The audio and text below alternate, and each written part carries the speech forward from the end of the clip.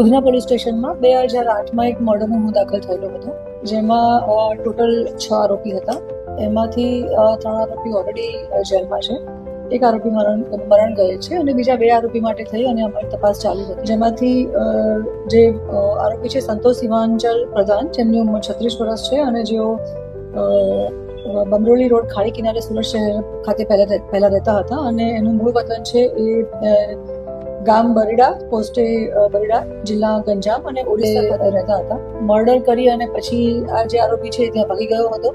અમારી પાસે લાંબા સમયથી ટેકનિકલ સર્વેલન્સ અને હ્યુમન ઇન્ટેલિજન્સથી અમે લોકો એને ટ્રેક કરતા હતા.